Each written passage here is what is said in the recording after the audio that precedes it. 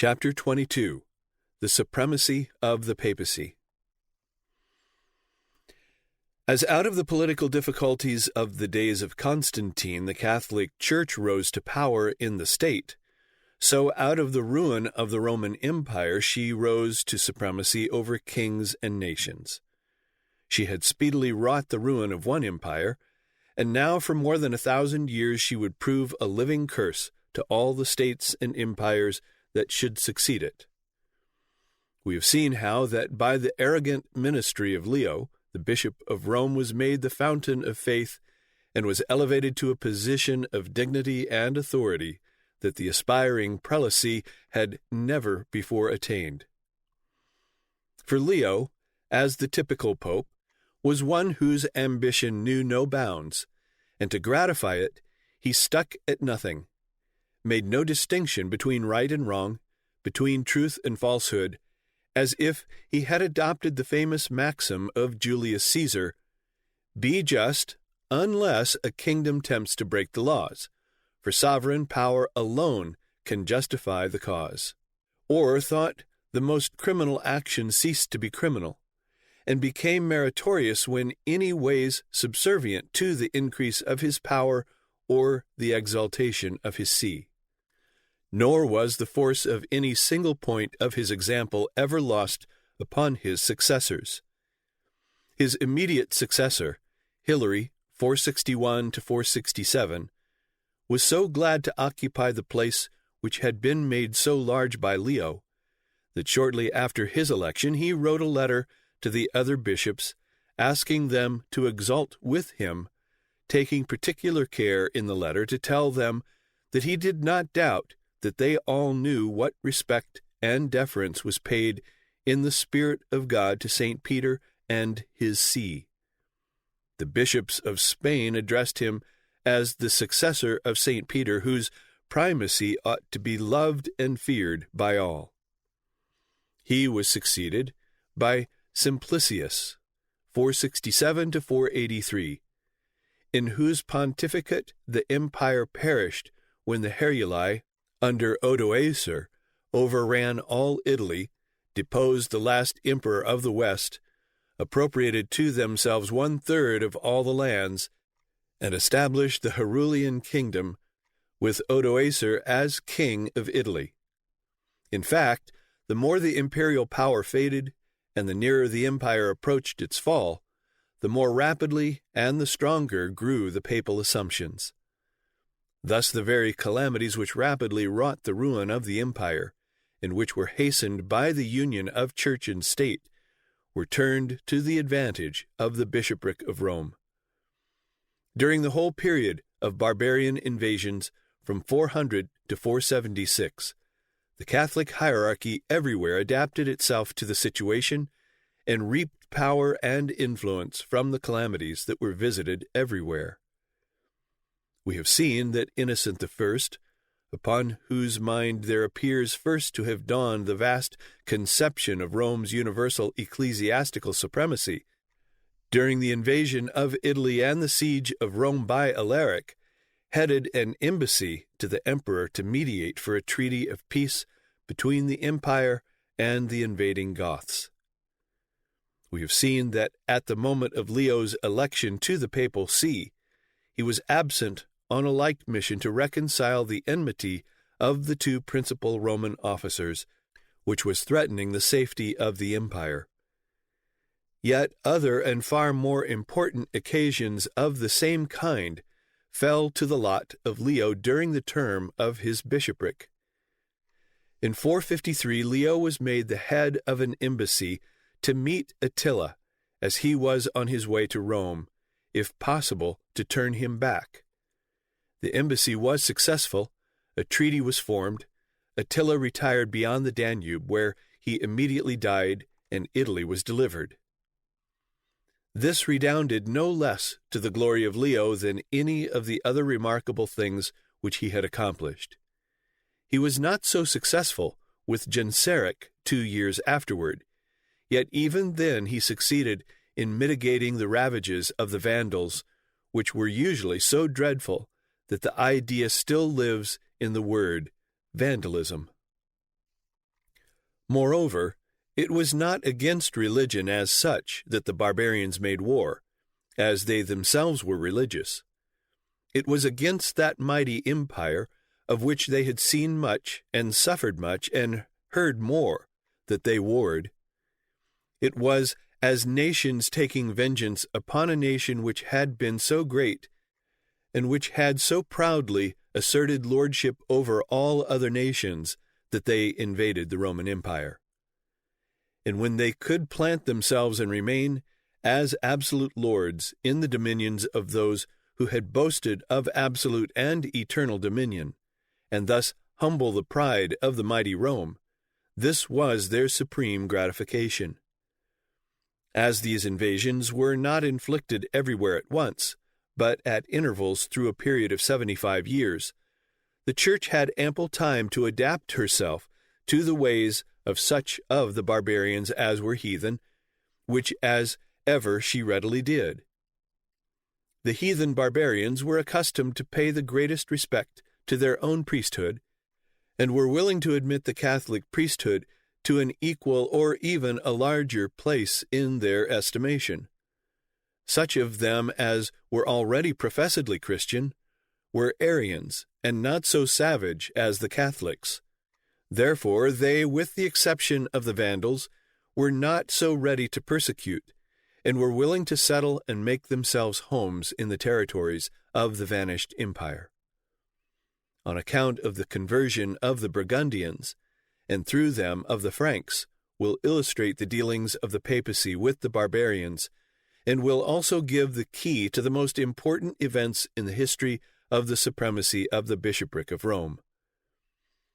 Ever since the time of Constantine, the God and Savior of the Catholics had been a God of battle, and no surer way to the eternal rewards of martyrdom could be taken than by being killed in a riot in behalf of the Orthodox faith, or to die by punishment inflicted for such proceeding, as in the case of that insolent ruffian who attempted to murder Orestes.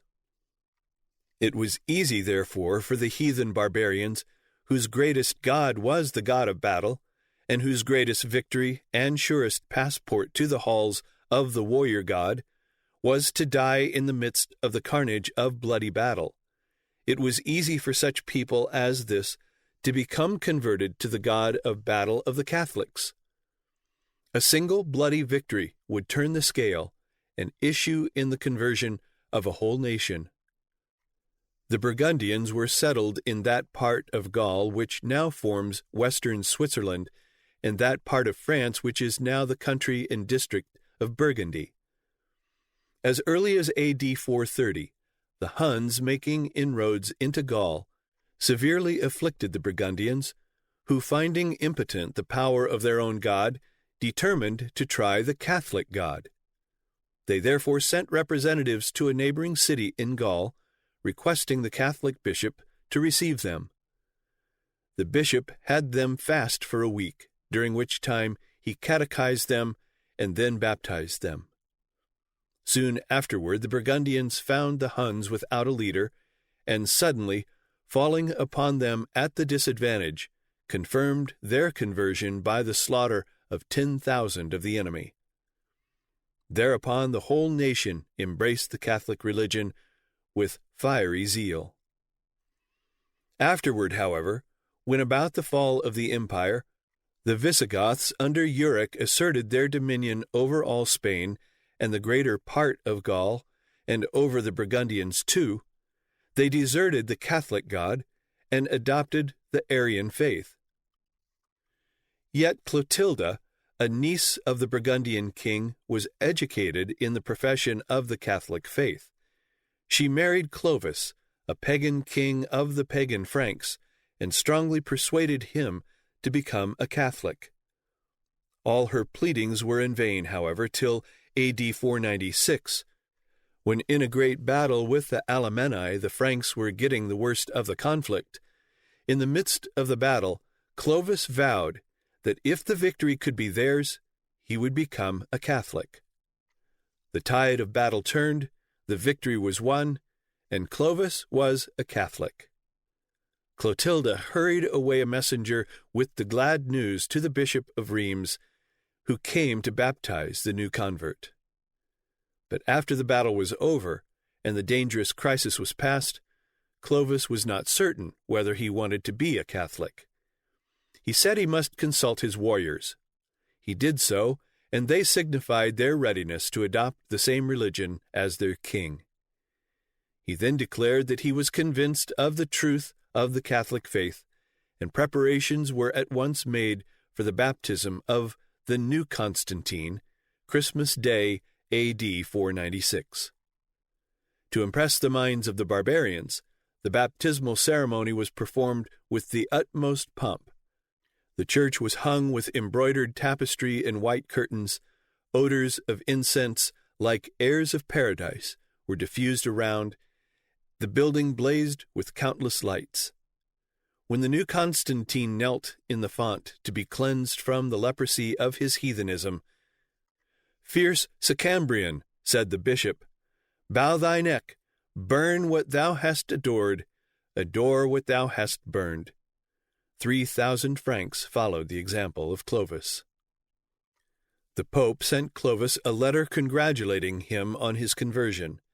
As an example of the real value of his religious instruction, it may be well to state that some time after his baptism, the bishop delivered a sermon on the crucifixion of the Savior, and while he dwelt upon the cruelty of the Jews in that transaction, Clovis blurted out, "If I had been there with my faithful Franks, they would not have dared to do it." If unscrupulous ambition, undaunted valor and enterprise, and desolating warfare had been legitimate means for the propagation of pure Christianity, it could not have found a better champion than Clovis. For the first time, the diffusion of belief in the nature of the Godhead became the avowed pretext for the invasion of a neighboring territory. His ambitious reign was a perpetual violation of moral and Christian duties. His hands were stained with blood in peace as well as in war, and as soon as Clovis had dismissed a synod of the Gallican Church, he calmly assassinated all the princes of the Merovingian race. The Bishop of Vienne also sent a letter to the new convert, in which he prophesied that the faith of Clovis would be a surety of the victory of the Catholic faith, and he, with every other Catholic in Christendom, was ready to do his utmost to see that the prophecy was fulfilled. The Catholics in all the neighboring countries longed and prayed and conspired that Clovis might deliver them from the rule of Arian monarchs, and in the nature of the case, war soon followed. Burgundy was the first country invaded. Before the war actually began, however, by the advice of the Bishop of Rheims, a synod of the Orthodox bishops met at Lyon. Then, with the Bishop of Vienne at their head, they visited the king of the Burgundians and proposed that he call the Arian bishops together and allow a conference to be held, as they were prepared to prove that the Arians were in error. To their proposal the king replied, "If yours be the true doctrine, why do you not prevent the king of the Franks from waging an unjust war against me, and from caballing with my enemies against me? There is no true Christian faith where there is rapacious covetousness for the possessions of others and thirst for blood. Let him show forth his faith by his good works." The Bishop of Vienne dodged this pointed question and replied, "We are ignorant of the motives and intentions of the king of the Franks, but we are taught by the Scripture that the kingdoms which abandon the divine law are frequently subverted, and that enemies will arise on every side against those who have made God their enemy. Return with thy people to the law of God, and he will give peace and security to thy dominions." War followed, and the Burgundian dominions were made subject to the rule of Clovis, A.D. 500. The Visigoths possessed all the southwestern portion of Gaul. They too were Arians, and the mutual conspiracy of the Catholics in the Gothic dominions, and the crusade of the Franks from the side of Clovis soon brought on another holy war. At the assembly of princes and warriors at Paris, A.D. 508, Clovis complained, "It grieves me to see that the Arians still possess the fairest portion of Gaul. Let us march against them with the aid of God, and having vanquished the heretics, we will possess and divide their fertile province." Clotilda added her pious exhortation to the effect that doubtless the Lord would more readily lend his aid if some gift were made, and in response Clovis seized his battle-axe and threw it as far as he could, and as it went whirling through the air he exclaimed, "There, on that spot where my Francesca shall fall, will I erect a church in honor of the holy apostles." War was declared, and as Clovis marched on his way, he passed through Tours and turned aside to consult the shrine of Saint Martin of Tours for an omen. His messengers were instructed to remark the words of the psalm which should happen to be chanted at the precise moment when they entered the church. And the oracular clergy took care that the words which he should happen to hear at that moment, uttered not in Latin, but in language which Clovis understood, should be the following from Psalm 18. "Thou hast girded me, O Lord, with strength unto the battle. Thou hast subdued unto me those who rose up against me. Thou hast given me the necks of mine enemies, that I might destroy them that hate me." The oracle was satisfactory, and in the event was completely successful. The Visigothic kingdom was wasted and subdued by the remorseless sword of the Franks.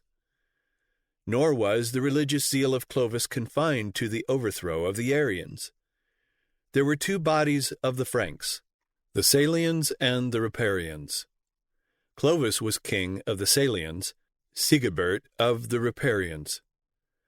Clovis determined to be king of all.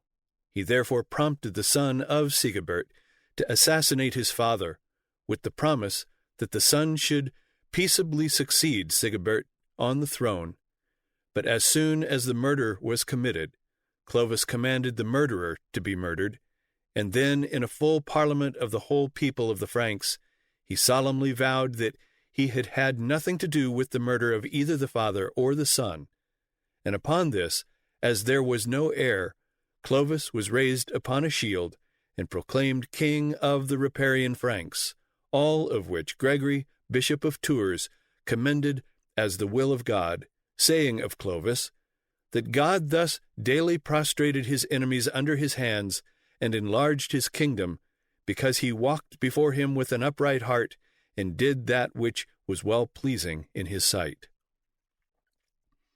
Thus was the bloody course of Clovis glorified by the Catholic writers as the triumph of the orthodox doctrine of the Trinity over Arianism. When such actions as these were so lauded by the clergy as the pious acts of Orthodox Catholics, it is certain that the clergy themselves were no better than were the bloody objects of their praise.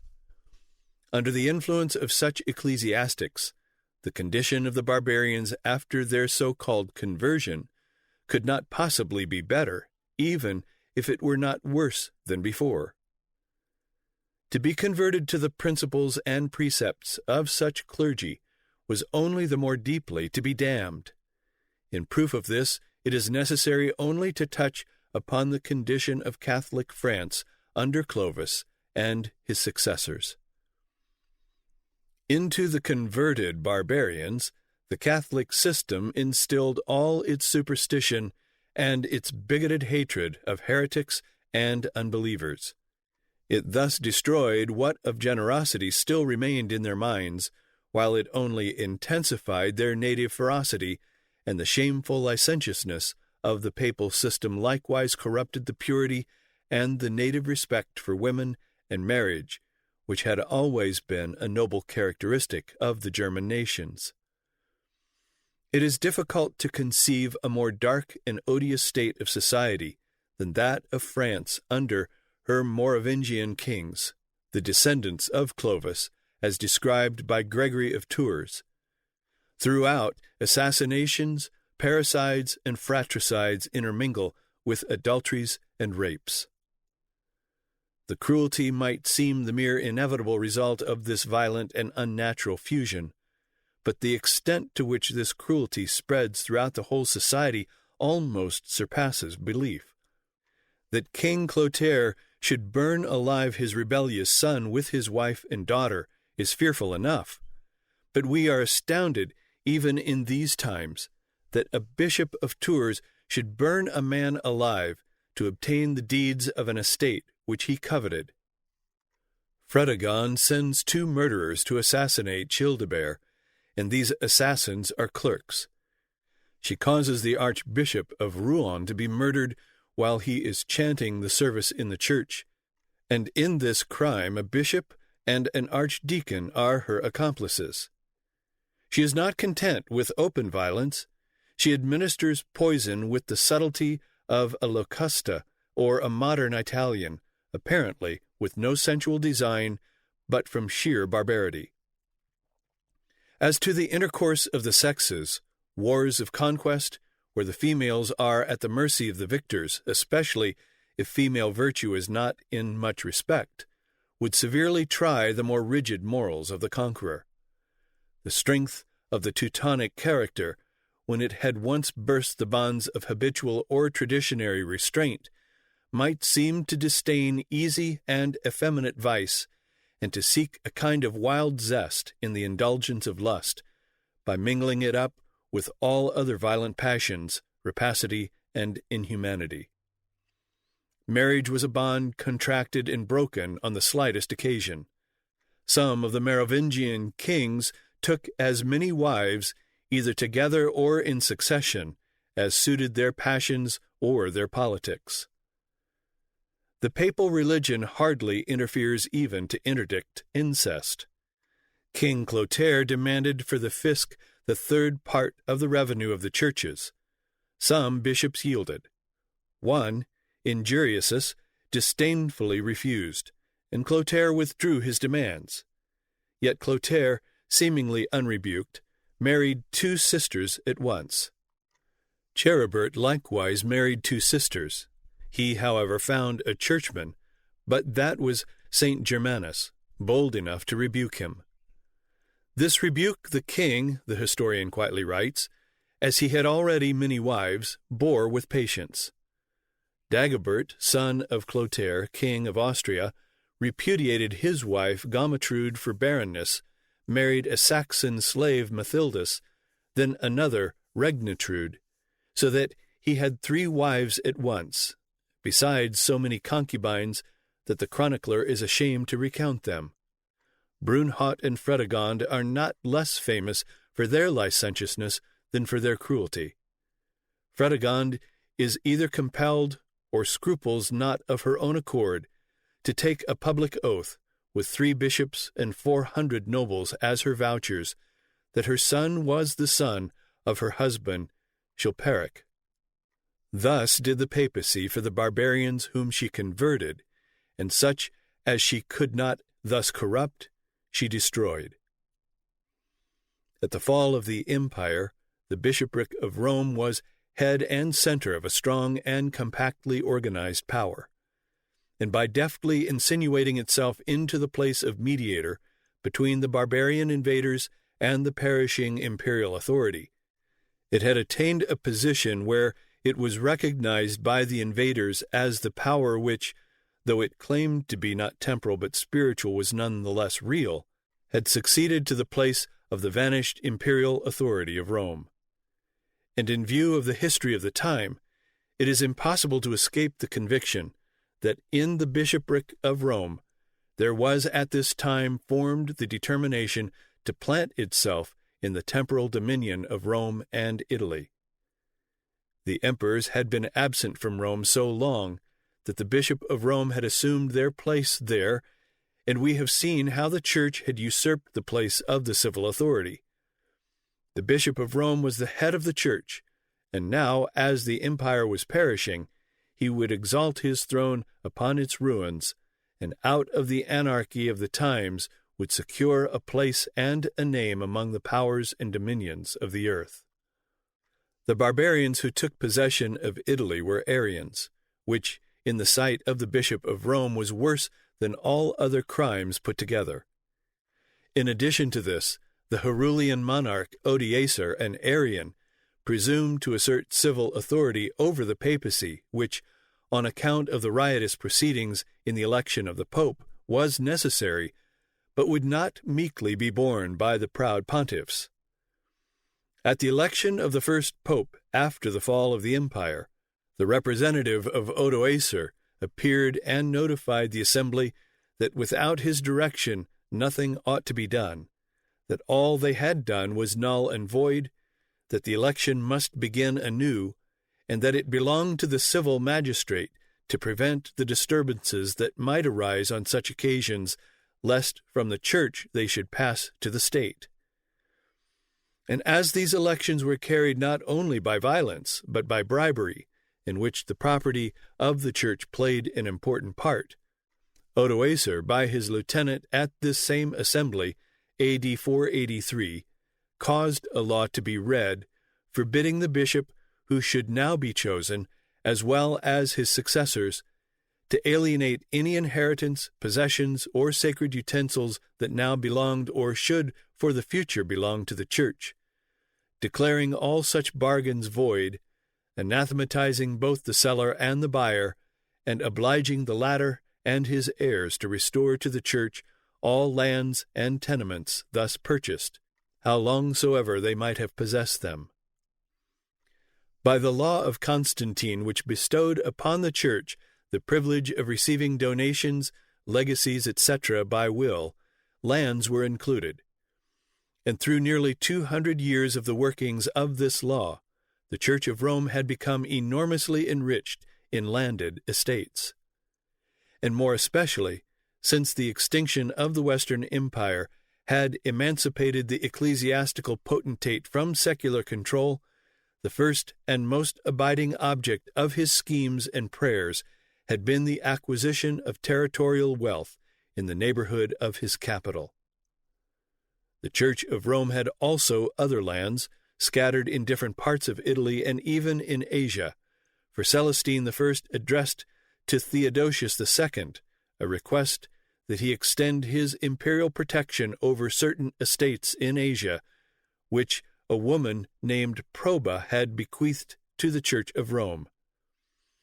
As the imperial power faded away in the West, the Bishop of Rome, in his growing power, came more and more to assert his own power of protection over his lands in Italy.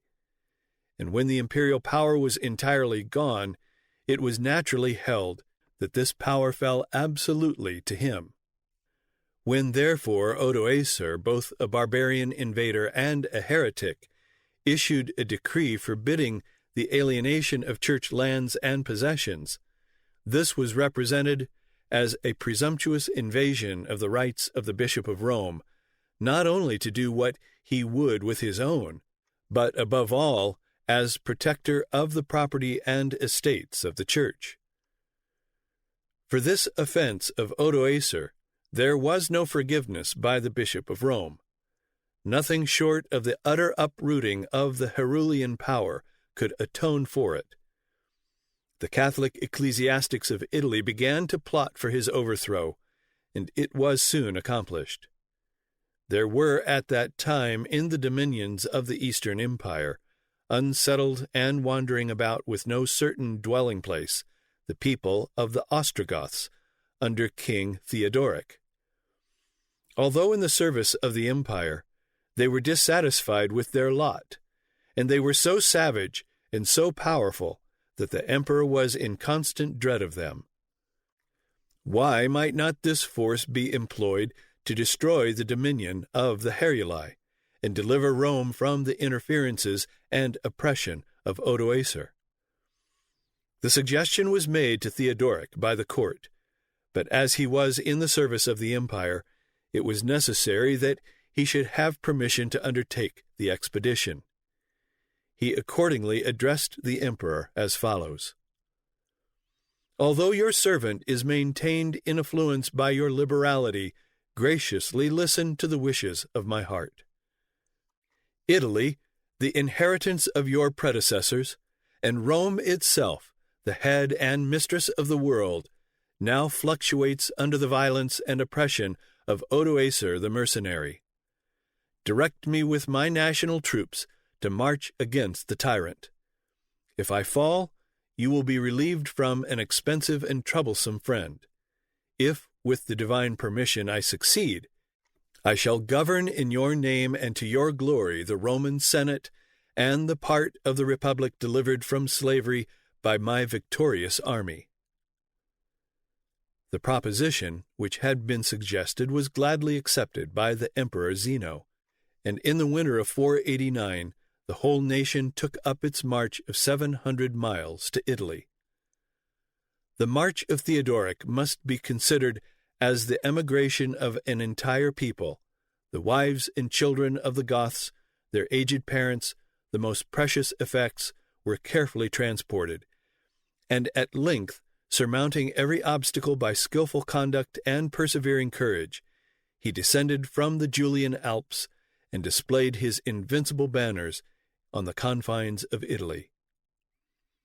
Theodoric defeated Odoacer in 3 engagements, AD 489 to 490, and from the Alps to the extremity of Calabria, Theodoric reigned by right of conquest.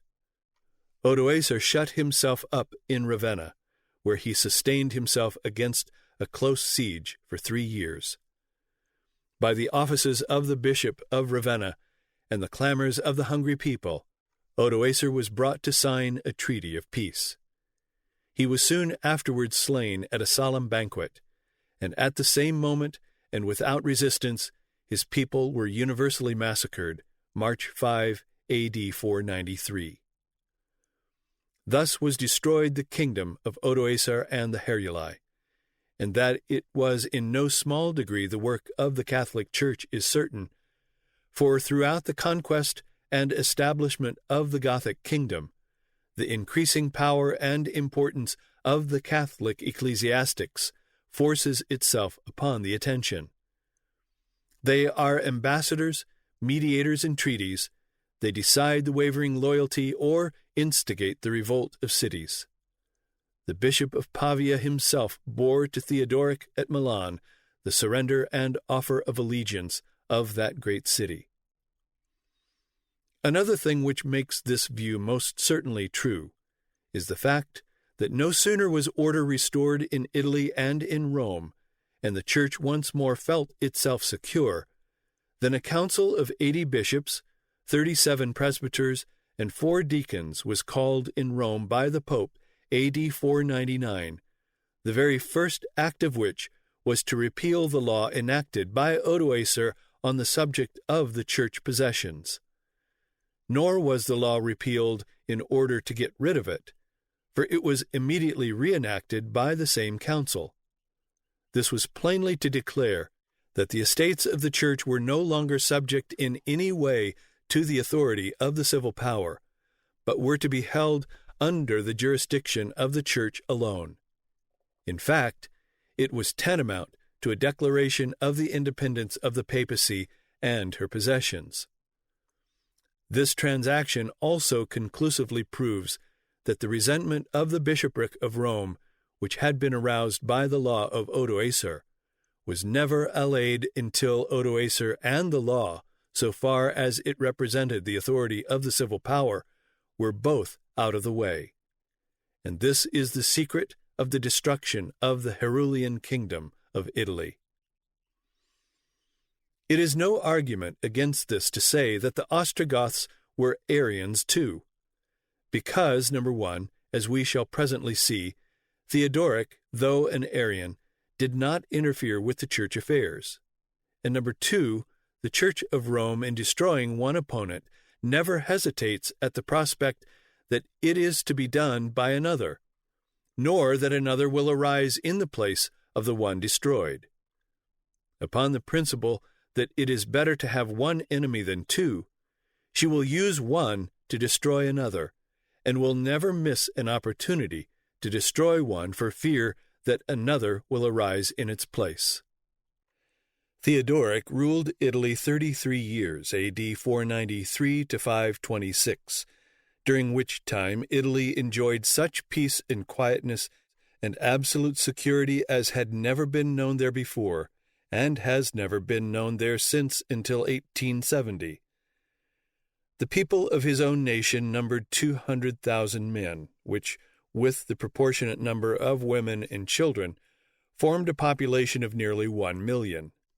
His troops, formerly so wild and given to plunder, were restored to such discipline that in a battle in Dacia, in which they were completely victorious, the rich spoils of the enemy lay untouched at their feet, because their leader had given no signal of pillage. When such discipline prevailed in the excitement of a victory and in an enemy's country, it is easy to understand the peaceful order that prevailed in their own new-gotten land, which the Herulians had held before them. During the ages of violence and revolution which had passed, large tracts of land in Italy had become utterly desolate and uncultivated. Almost the whole of the rest was under imperfect culture, but now agriculture revived under the shadow of peace, and the number of husbandmen multiplied by the redemption of captives, and Italy, which had so long been fed from other countries, now actually began to export grain. Civil order was so thoroughly maintained that the city gates were never shut either by day or by night, and the common saying that a purse of gold might be safely left in the fields was expressive of the conscious security of the inhabitants. Merchants and other lovers of the blessings of peace thronged from all parts. But not alone did civil peace reign. Above all, there was perfect freedom in the exercise of religion. In fact, the measure of civil liberty and peace always depends upon that of religious liberty. Theodoric and his people were Arians, yet at the close of a 50 years' rule of Italy, the Ostrogoths could safely challenge their enemies to present a single authentic case in which they had ever persecuted the Catholics. Even the mother of Theodoric and some of his favorite Goths had embraced the Catholic faith with perfect freedom from any molestation whatever. The separation between church and state, between civil and religious powers, was clear and distinct. Church property was protected in common with other property, while at the same time it was taxed in common with all other property. The clergy were protected in common with all other people, and they were likewise, in common with all other people, cited before the civil courts to answer for all civil offenses. In all ecclesiastical matters, they were left entirely to themselves. Even the papal elections Theodoric left entirely to themselves, and though often solicited by both parties to interfere, he refused to have anything at all to do with them except to keep the peace, which in fact was of itself no small task. He declined even to confirm the papal elections, an office which had been exercised by Odoacer. Nor was this merely a matter of toleration. It was in genuine recognition of the rights of conscience. In a letter to the Emperor Justin, A.D. 524, Theodoric announced the genuine principle of the rights of conscience and the relationship that should exist between religion and the state in the following words, worthy to be graven in letters of gold. To pretend to a dominion over the conscience is to usurp the prerogative of God. By the nature of things, the power of sovereigns is confined to political government. They have no right of punishment but over those who disturb the public peace. The most dangerous heresy is that of a sovereign who separates himself from part of his subjects because they believe not according to his belief.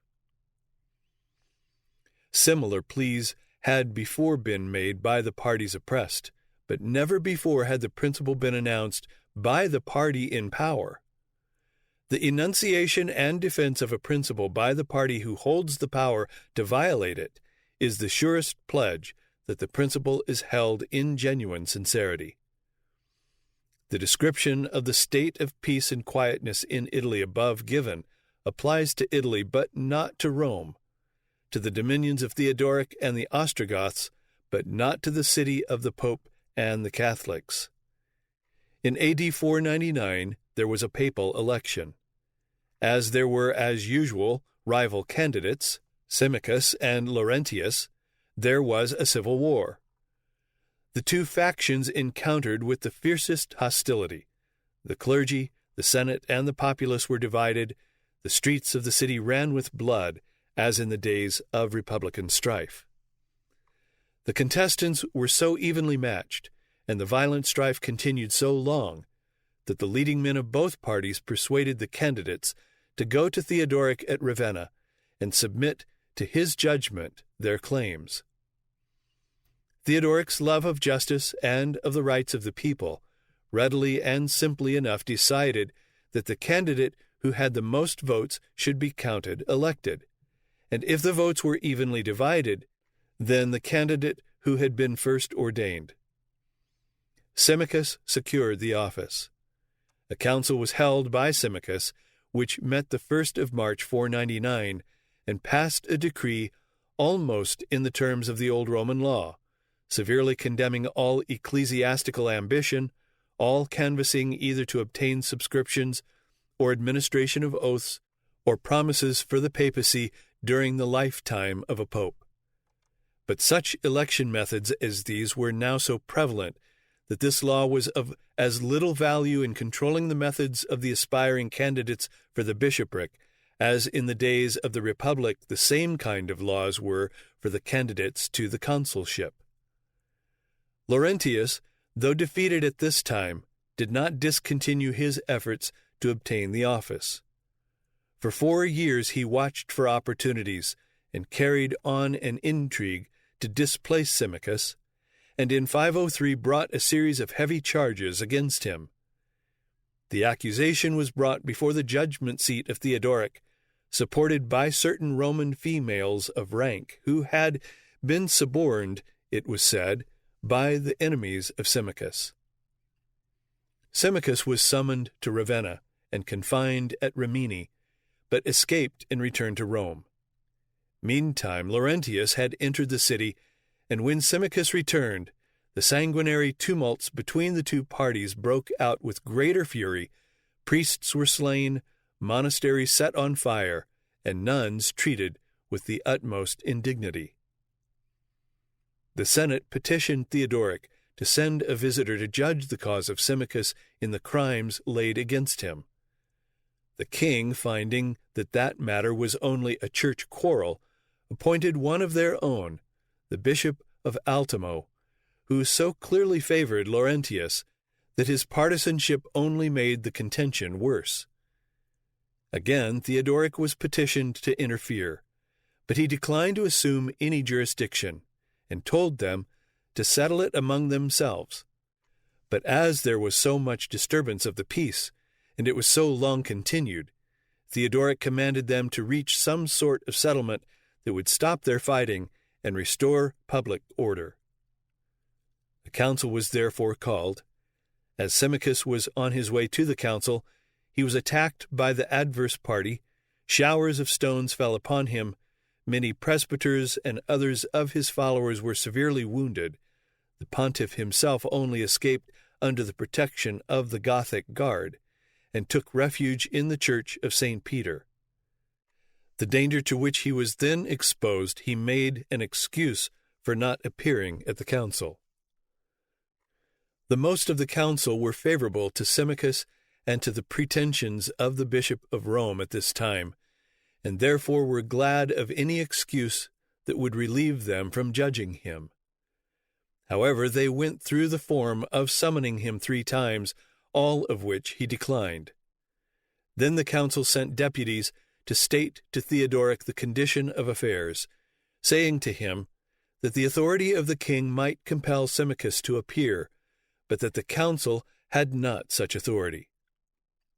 Theodoric replied that, with respect to the cause of Symmachus, he had assembled them to judge him, but yet left them at full liberty to judge him or not, providing they could by any other means put a stop to the present calamities and restore the wished-for tranquility to the city of Rome.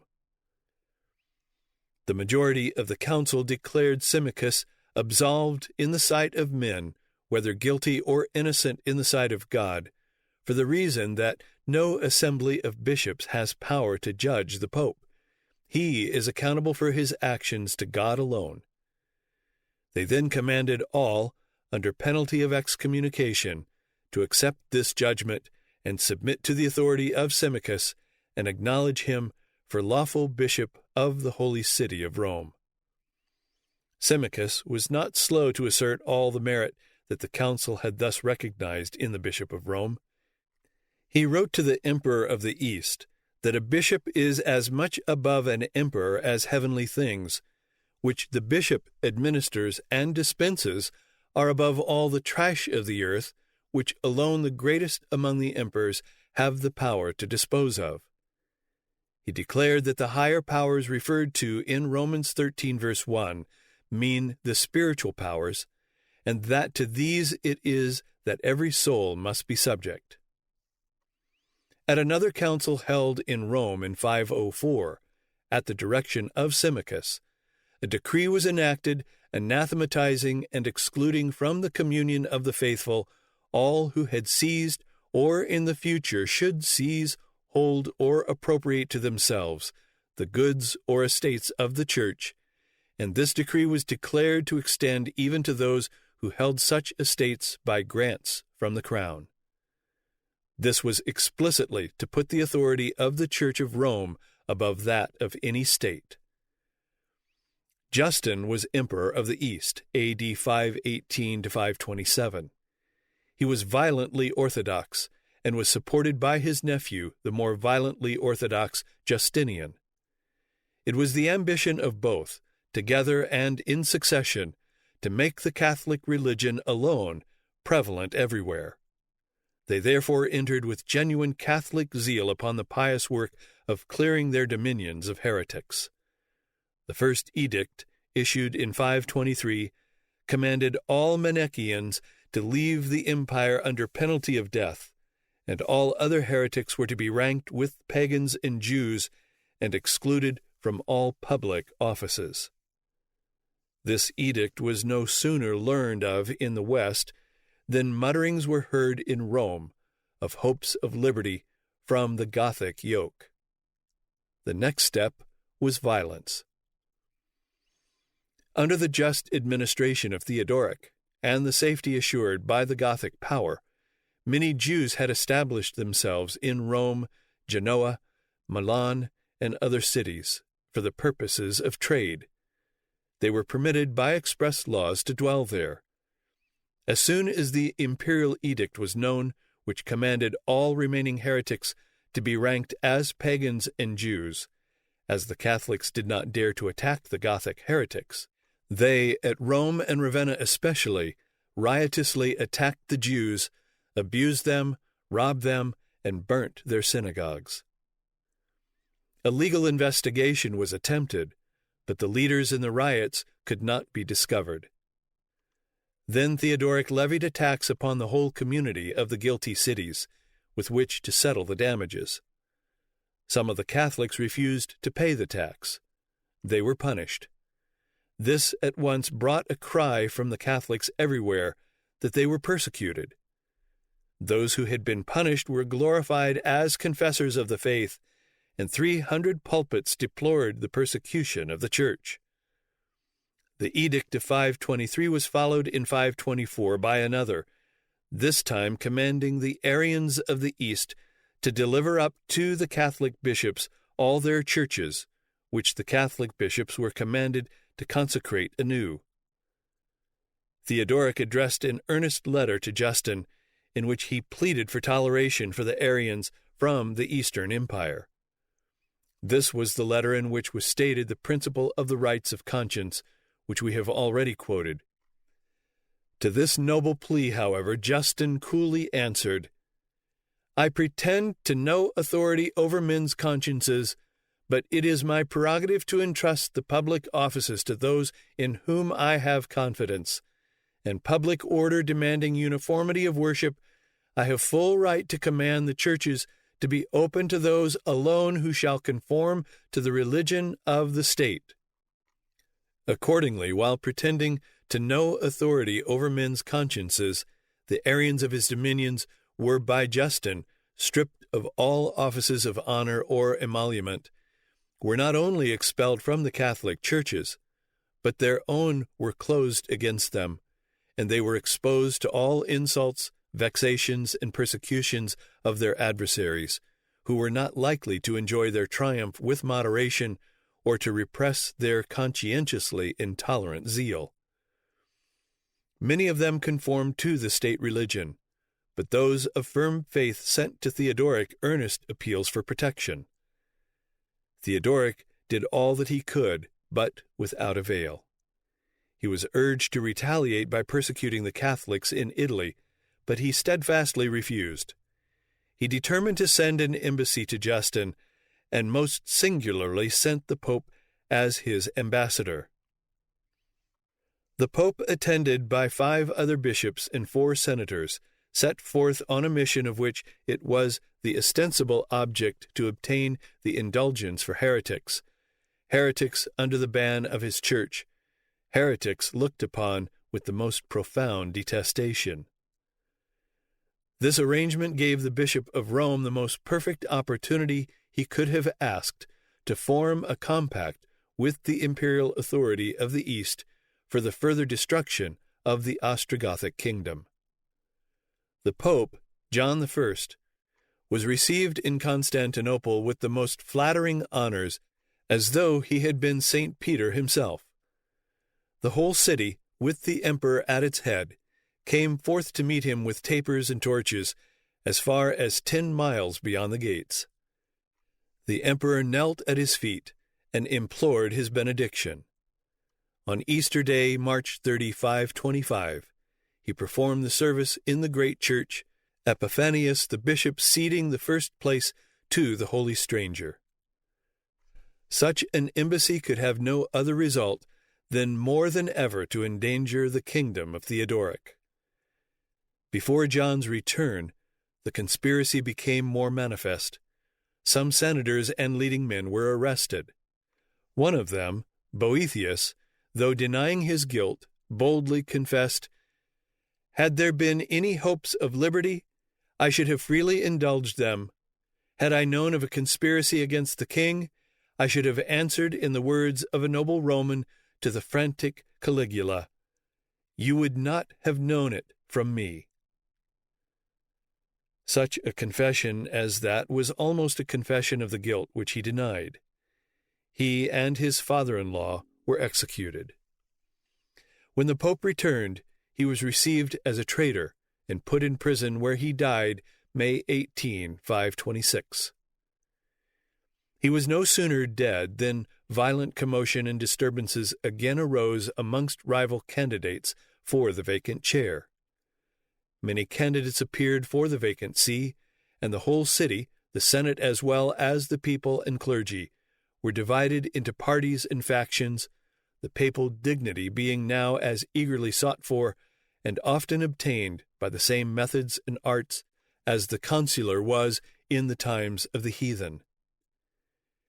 Theodoric, now 74 years old, fearing that these contentions would end in murder and bloodshed again, as they had at the election of Symmachus, suffered his authority to transcend his principles and presumed himself to name a bishop of Rome. The whole people of the city, senate, clergy, and all, united in opposition. But a compromise was effected, by which it was agreed that in future the election of the Pope should be by the clergy and people, but must be confirmed by the sovereign. Upon this understanding, the people accepted Theodoric's nominee, and July 12, 526, Felix III was installed in the papal office.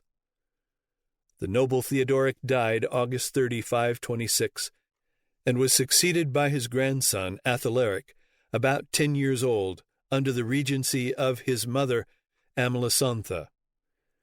Justin died, and was succeeded by Justinian, August 1st, 527, to November 14, 565.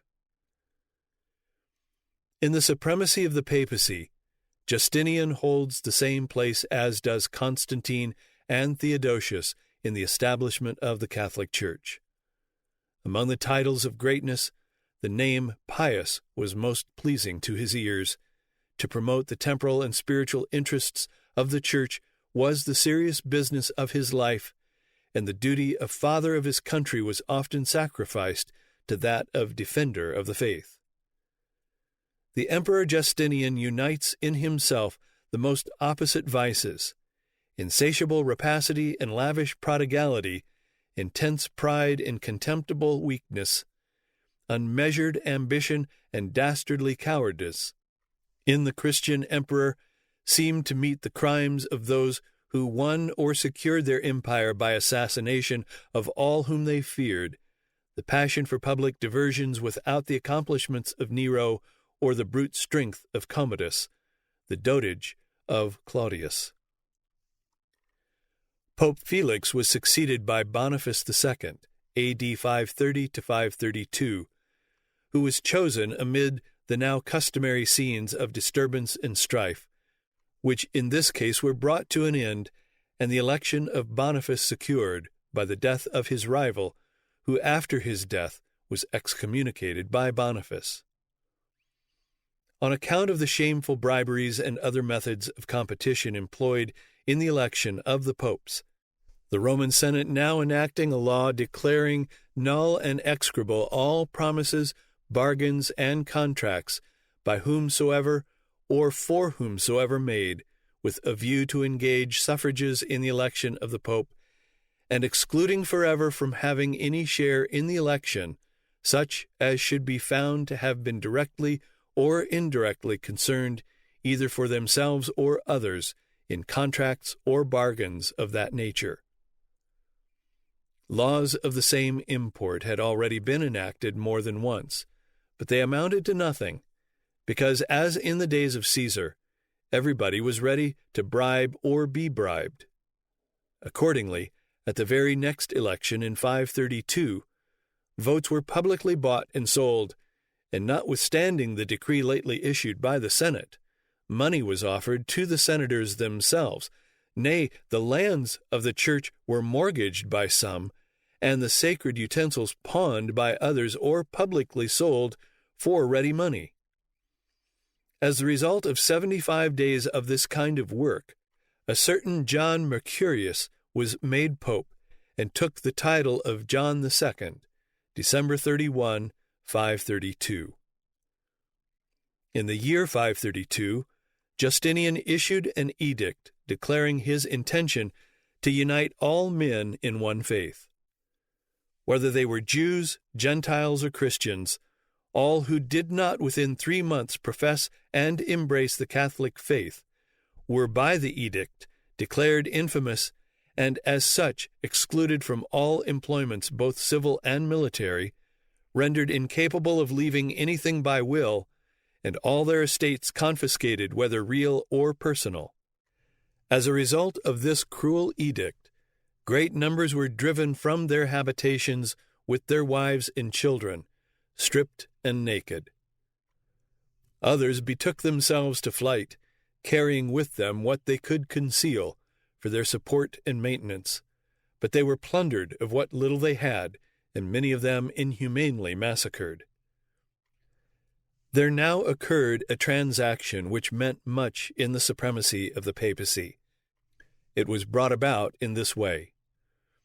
Ever since the Council of Chalcedon had settled the question of the two natures in Christ, there had been more and more violent contentions over it than ever before.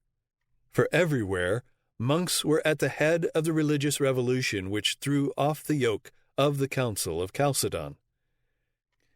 In Jerusalem, a certain Theodosius was at the head of the army of monks who made him bishop, and in acts of violence, pillage, and murder, he fairly outdid the perfectly lawless bandits of the country.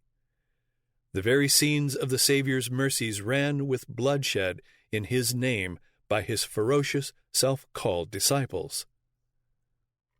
In Alexandria, the bishop was not only murdered in the baptistry, but his body was treated with shameless indignities, and other enormities were perpetrated which might have appalled a cannibal. And the monkish horde then elected a bishop, one of their own number, Timothy the Weasel, a disciple of Dioscorus. Soon there was added to all this another point which increased the fearful warfare. In the Catholic churches it was customary to sing what was called the Trisagion, or Thrice Holy. It was originally the Holy, Holy, Holy is the Lord of Hosts of Isaiah 6, verse 3, but at the time of the Council of Chalcedon it had been changed and was used by the council thus: Holy God, Holy Almighty, Holy Immortal, have mercy on us. At Antioch in 477, a third monk, Peter the Fuller, led a procession chiefly of monastics through the streets, loudly singing the Thrice Holy with the addition, Who wast crucified for us. It was orthodox to sing it as the Council of Chalcedon had used it, with the understanding that the three holies referred respectively to the three persons of the Trinity. It was heresy to sing it with the later addition. In AD 511, two hordes of monks on the two sides of the question met in Constantinople. The two black-cowled armies watched each other for several months, working in secret on their respective partisans. At length they came to a rupture. The Monophysite monks in the church of the Archangel within the palace broke out after the Thrice Holy with the burden added at Antioch by Peter the Fuller, who was crucified for us. The Orthodox monks, backed by the rabble of Constantinople, endeavored to expel them from the church. They were not content with hurling curses against each other. Sticks and stones began their work. There was a wild, fierce fray. The divine presence of the emperor lost its awe. He could not maintain the peace. The bishop Macedonius either took the lead or was compelled to lead the tumult. Men, women, and children poured out from all quarters. The monks, with their archimandrites at the head of the raging multitude, echoed back their religious war cry. These are but samples of the repeated, it might almost be said, the continuous occurrences in the cities of the East. Throughout Asiatic Christendom, it was the same wild struggle. Bishops deposed quietly, or where resistance was made, the two factions fighting in the streets, in the churches. Cities, even the holiest places, ran with blood. The hymn of the angels in heaven was the battle cry on earth, the signal of human bloodshed. In AD 512, one of these Trisagion riots broke out in Constantinople because the emperor proposed to use the added clause. Many palaces of the nobles were set on fire, the officers of the crown insulted, pillage, conflagration, violence raged through the city. In the house of the favorite minister of the emperor there was found a monk from the country. He was accused of having suggested the use of the addition. His head was cut off and raised high on a pole, and the whole Orthodox populace marched through the streets singing the Orthodox Trisagion and shouting, "Behold the enemy of the Trinity." In AD 519, another dispute was raised, growing out of the addition to the Trisagion. This was, did one of the Trinity suffer in the flesh, or did one person of the Trinity suffer in the flesh? The monks of Scythia affirmed that one of the Trinity suffered in the flesh, and declared that to say that one person of the Trinity suffered in the flesh was absolute heresy. The question was brought before Pope Hormisdas, who decided that one person of the Trinity suffered in the flesh was the orthodox view, and denounced the monks as proud arrogant, obstinate, enemies of the church, disturbers of the public peace, slanderers, liars, and instruments employed by the enemy of the truth to banish all truth, to establish error in its room, and to sow among the wheat the poisonous seeds of diabolical tares. Now, in 533, this question was raised again, and Justinian became involved in the dispute. This time, one set of monks argued that if one of the Trinity did not suffer on the cross, then one of the Trinity was not born of the Virgin Mary, and therefore she ought no longer to be called the Mother of God. Others argued, if one of the Trinity did not suffer on the cross, then Christ who suffered was not one of the Trinity. Justinian entered the lists against both, and declared that Mary was truly the Mother of God, that Christ was, in the strictest sense, one of the Trinity, and that whosoever denied either the one or the other was a heretic.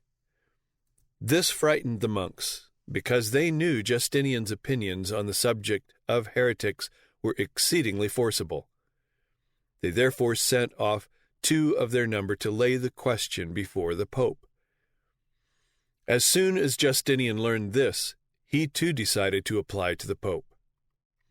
He therefore drew up a confession of faith that one of the Trinity suffered in the flesh, and sent it by 2 bishops to the Bishop of Rome. To make his side of the question appear as favorable as possible to the Pope, he sent a rich present of chalices and other vessels of gold, enriched with precious stones, and the following flattering letter: Justinian, pious, fortunate, renowned, triumphant, emperor, consul, etc., to John, the most holy Archbishop of our city of Rome and Patriarch. Rendering honor to the apostolic chair and to your holiness, as has been always and is our wish, and honoring your blessedness as a father, we have hastened to bring to the knowledge of your holiness all matters relating to the state of the churches. It having been at all times our great desire to preserve the unity of your apostolic chair, and the constitution of the holy churches of God, which has obtained hitherto and still obtains. Therefore, we have made no delay in subjecting and uniting to your holiness all the priests of the whole East. For this reason, we have thought fit to bring to your notice the present matters of disturbance, though they are manifest and unquestionable, and always firmly held and declared by the whole priesthood according to the doctrine of your apostolic chair. For we cannot suffer that anything which relates to the state of the Church, however manifest and unquestionable, should be moved without the knowledge of your holiness, who are the head of all the holy churches. For in all things we have already declared we are anxious to increase the honor and authority of your apostolic chair. All things were now ready for the deliverance of the Catholic Church from Arian dominion. Since the death of Theodoric, divided councils had crept in amongst the Ostrogoths, and the Catholic Church had been more and more cemented to its interests the powers of the Eastern throne. Constant amicable intercourse was still taking place between the Catholic clergy of the East and the West, between Constantinople and Rome, between Justinian and the rapid succession of pontiffs who occupied the throne during the 10 years between the death of Theodoric and the invasion of Italy. The crusade began with the invasion of the Arian kingdom of the Vandals in Africa, of whom Gelimer was the king, and was openly and avowedly in the interests of the Catholic religion and Church. For in a council of his ministers, nobles, and bishops, Justinian was dissuaded from undertaking the African war. He hesitated, and was about to relinquish his design, when he was rallied by a fanatical bishop who exclaimed, "I have seen a vision, It is the will of heaven, O Emperor, that you should not abandon your holy enterprise for the deliverance of the African Church. The God of battle will march before your standard and disperse your enemies, who are the enemies of his Son." This persuasion was sufficient for the pious emperor, and in June 533, the whole fleet of 600 ships was ranged in martial pomp before the gardens of the palace, laden and equipped with 35,000 troops and sailors, and 5,000 horses, all under the command of Belisarius. He landed on the coast of Africa in September. Carthage was captured on the 18th of the same month. Gelimer was disastrously defeated in November, and the conquest of Africa and the destruction of the Vandal kingdom was completed by the capture of Gelimer in the spring of 534. During the rest of the year, Belisarius reduced the islands of Corsica, Sardinia, Majorca, Minorca, and whatever else belonged to the Vandals, either on the continent or in the islands. Belisarius dispatched to Justinian the news of his victory. He received the messengers of victory at the time when he was preparing to publish the pandects of the Roman law, and the devout or jealous emperor celebrated the divine goodness and confessed in silence the merit of his successful general. Impatient to abolish the temporal and spiritual tyranny of the Vandals, he proceeded without delay to the full establishment of the Catholic Church. Her jurisdiction, wealth, and immunities, perhaps the most essential part of episcopal religion, were restored and amplified with a liberal hand. The Arian worship was suppressed, the Donatist meetings were proscribed, and the Synod of Carthage, by the voice of 217 bishops, applauded the just measure of pious retaliation. As soon as this pious work had been fully accomplished in Africa, the arms of Justinian were turned against Italy and the Arian Ostrogoths. In 534, Amalasontha had been supplanted in her rule over the Ostrogoths by her cousin Theodotus. And during the short and troubled reign of Theodotus, 534 to 536, Justinian received petitions from all parts of Italy and from all persons, lay as well as clerical, with the air and tone of its sovereign. Belisarius subdued Sicily in 535 and invaded Italy and captured Naples in 536. As it was now about the 1st of December, the Gothic warriors decided to postpone until the following spring their resistance to the invaders. A garrison of 4,000 soldiers was left in Rome, a feeble number to defend such a city at such times in any case, but these troops proved to be even more feeble in faith than they were in numbers. They threw over all care of the city and furiously exclaimed that the apostolic throne should no longer be profaned by the triumph or toleration of Arianism, that the tombs of the Caesars should no longer be trampled by the savages of the north, and without reflecting that Italy must sink into a province of Constantinople, they fondly hailed the restoration of a Roman emperor as a new era of freedom and prosperity. The deputies of the Pope and clergy, of the Senate and people, invited the lieutenant of Justinian to accept their voluntary allegiance and to enter into the city whose gates would be thrown open to his reception.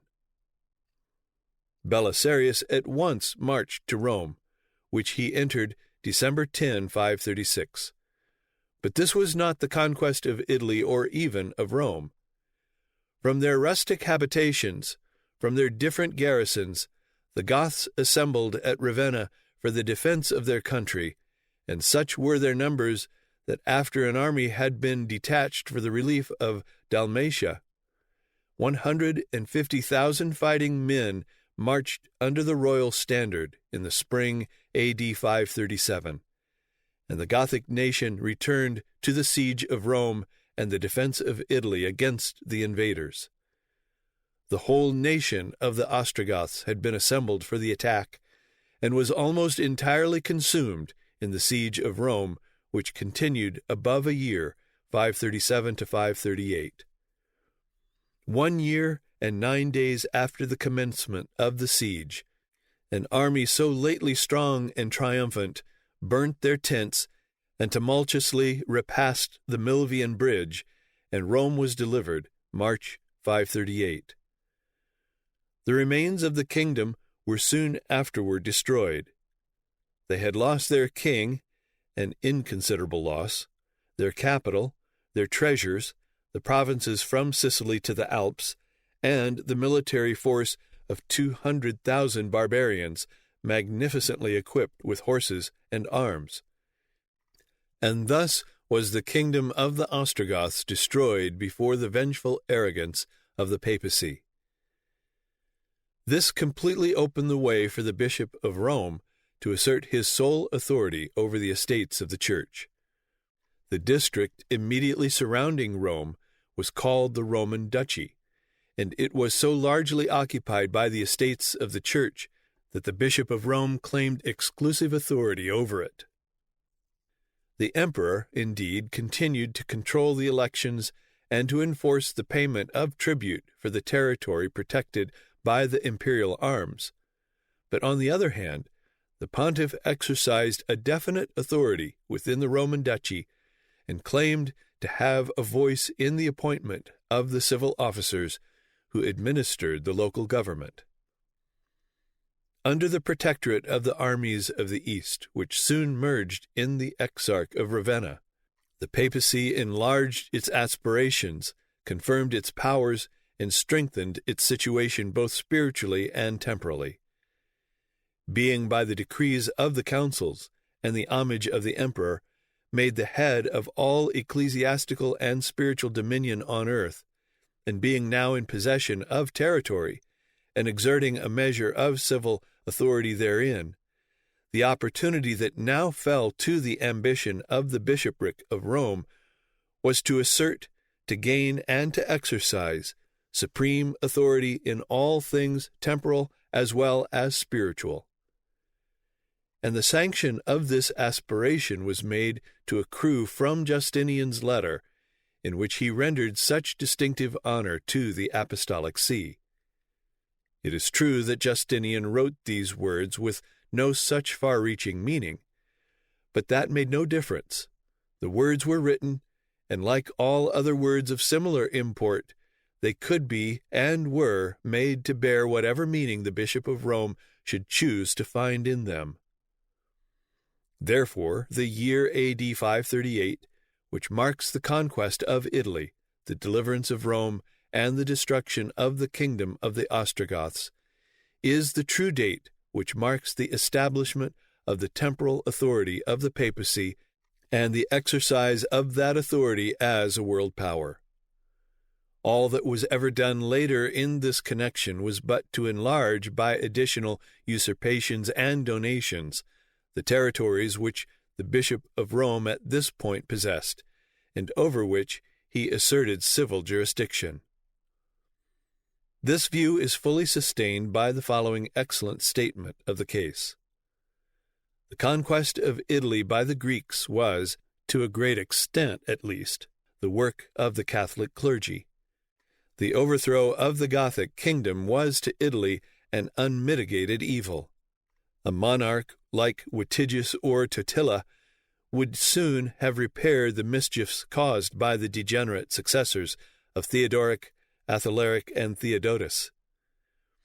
In their overthrow began the fatal policy of the Roman See, which never would permit a powerful native kingdom to unite Italy or a very large part of it under one dominion.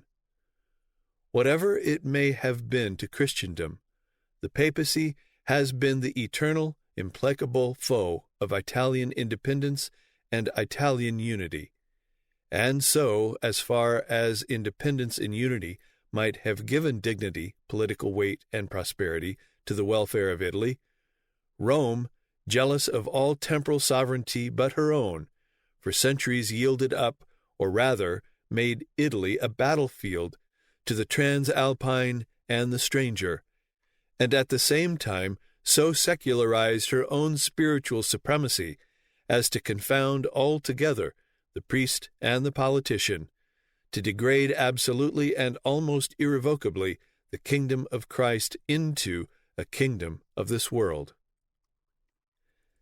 Then began that fatal policy of the Roman See, because she was then herself a world power, possessing temporalities over which she both claimed and exercised dominion, and by virtue of which she could contend with other dominions, and upon the same level.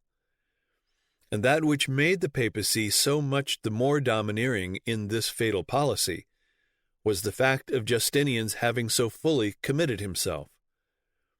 When the mightiest emperor who had ever sat on the Eastern throne had not only under his own hand rendered such decided homage to the papacy, but had rooted out the last power that stood in her way, this to her was strongly justifiable ground for her assertion of dominion over all other dominions, and her disputing dominion with the powers of the earth. It is evident that as the papacy had hitherto claimed and had actually acquired absolute dominion over all things spiritual, henceforth she would claim, and, if crafty policy and unscrupulous procedure were of any avail, would actually acquire absolute dominion over all things temporal as well as spiritual. Indeed, as we have seen, this was already claimed, and the history of Europe for more than 1,000 of the following years abundantly proves that the claim was finally and fully established. Henceforth kings and emperors were but her tools, and often but her playthings, and kingdoms and empires her conquests, and often only her traffic. The history of this phase of the papacy is fully as interesting, though the details are not so important, as that which shows how her ecclesiastical supremacy was established. Here, however, will be noticed but the one point, how the papacy assumed the supremacy over kings and emperors and acquired the prerogative of dispensing kingdoms and empires. The contest began even with Justinian, who had done so much to exalt the dignity and clear the way of the papacy. Justinian soon became proud of his theological abilities and presumed to dictate the faith of the papacy rather than to submit, as formerly, to her guidance. And from A.D. 542 to the end of his long reign in 565, there was almost constant war, with alternate advantage between Justinian and the popes. But as emperors live and die, while the papacy only lives, the real victory remained with her. In A.D. 568, the Lombards invaded Italy, and for nearly 20 years wrought such devastation that even the Pope thought the world was coming to an end. The imperial power of the East was so weak that the defense of Italy fell exclusively to the Exarch of Ravenna and the Pope. And as the death of Narses had left his successor, the Exarch of Ravenna, only the dignity of a sovereignty which he was too weak to exercise for any useful purpose of government, the Pope alone became the chief defender of Italy. In 580, Gregory I, the Great, became Pope, and concluded a treaty of peace with the Lombards, and the Pope and the King of the Lombards became the real powers in the north and center of Italy. The wife of the King of the Lombards was a Catholic, and by the influence of Gregory, she solemnly placed the Lombard nation under the patronage of St. John the Baptist.